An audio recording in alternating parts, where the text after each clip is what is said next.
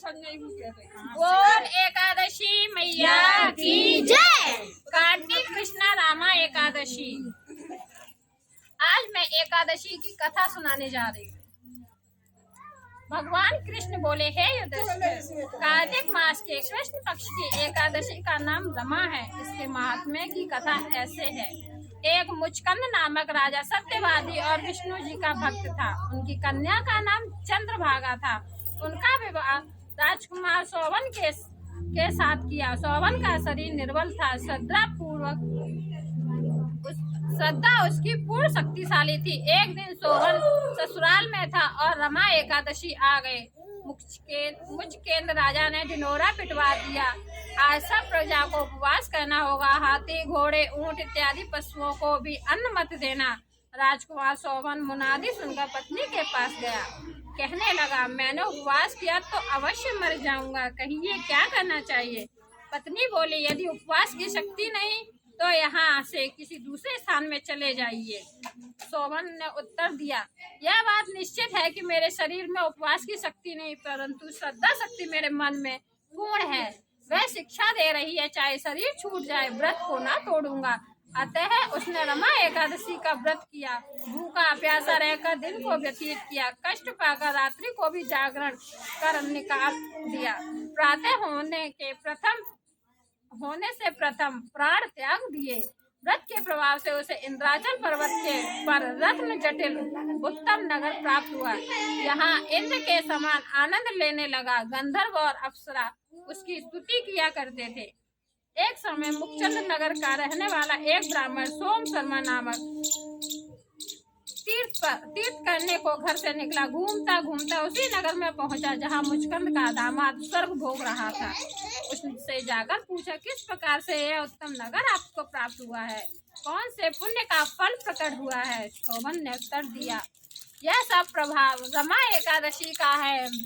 मेरे जन्मों के अनंत पाप रमा एकादशी व्रत करने से नष्ट हो गए और अनुपम नगर प्राप्त हुआ। परंतु यह नगर अध्रुव है। ध्रुव बनाने की शक्ति यह मेरी पत्नी में ही है। अतः उसे यह शुभ संदेश अवश्य देना। ब्राह्मणों ने घर आकर चंद्रभागा से सब समाचार कहा और उसे मंदराचल पर्वत पर मुनि वामदेव के आश्रम में ले गया। मुनि ने चंद्रभागा के मंत्रों द्वारा अभिषेक किया। वह दिव्य शरीर धारण कर पति के पास चली गई। पति को कहने लगी, मैं जन्म से एकादशी का व्रत करती रही हूँ। उसके प्रभाव से तेरा अनुपम नगर ध्रुव लोक के समान अचल रहेगा। इस महात्म्य की कथा सुनने से ही विष्णु लोक मिलता है। इस दिन केले का सागर काम में लेना चाहिए। फल में केला खाना चाहिए। कार्तिक शुक्ला प्रबोधनी एकादशी। श्री कृष्ण जी बोले, हे युधिष्ठिर, कार्तिक मास के शुक्ल पक्ष की एकादशी का नाम प्रबोधनी है। इसमें भगवान विष्णु जागते हैं। इस कारण इसका नाम देवोत्थनी भी कहा गया है। इसके महात्मा की कथा ब्रह्मा जी ने नारद जी से कही थी। जिसके हृदय में प्रबोधनी एकादशी का व्रत करने की इच्छा उत्पन्न होती है, उसके 100 जन्मों के पाप भस्म हो जाते हैं और जो व्रत की विधि को पूर्ण करता है उसे अनंत जन्म के पाप नष्ट हो जाते हैं। भगवान की प्रसन्नता का मुख्य साधन है। प्रबोधनी एकादशी के व्रत से मनुष्य को आत्मा का बोध होता है। जो इस व्रत से विष्णु की कथा सुनते हैं उन्हें 7 दीपों से दान करने का फल मिलता है। जो कथावाचक की पूजा करते हैं वह उत्तम लोगों को प्राप्त करते हैं। उसमें 10,000 जन्मों के पाप नष्ट हो जाते हैं। जो पुरुष कार्तिक में वृंदा का दर्शन करता है वह 1000 युग एक वैकुंठ में निवास करते हैं। जो तुलसी का पेड़ लगाते हैं उनके वंश में कोई निसंतान नहीं होता। जो तुलसी की जड़ में जल चढ़ाते हैं उनकी वंश सदैव फूली फली रहती है। जिस घर में तुलसी का पेड़ हो उसमें देवता निवास करते हैं। सर्प तथा यमराज के दूत स्वप्न में भी नहीं विचरते। जो पुरुष तुलसी वृक्ष के पास श्रद्धा से दीप जलाते हैं, जिनके हृदय में दिव्य शिशु का प्रकाश होता है, जो शालिग्राम की चरणोदिक में तुलसी मिलाकर पीते हैं, उनके निकट अकाल मृत्यु नहीं होती। सर्व व्याधियां नष्ट हो जाती है। पुनर्जन्म को वह प्राप्त नहीं होता। ऐसी पतित पावनी तुलसी का पूजन इस मंत्र से करना चाहिए। ओम श्री वृंदाय नमः। ओम श्री वृंदाय नमः। ओम श्री वृंदाय नमः। ओम श्री वरंदाय नमः।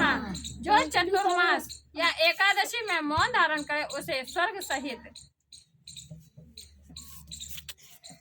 त्रिलोक का दान करना चाहिए। कार्तिक मास या चतुर्मास में नमक का त्याग करते हैं उन्हें शक्कर दान करना चाहिए। कार्तिक शुक्ला एकादशी से पूर्णिया तक देव स्थानों में दीप जलाने से महापुण्य होता है।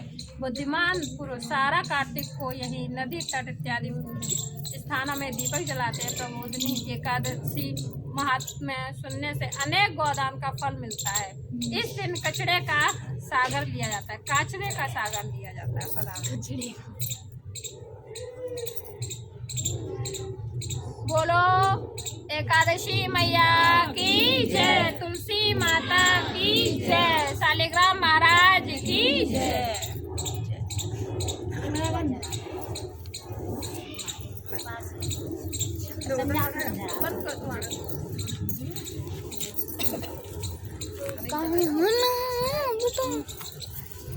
चल बंद हो।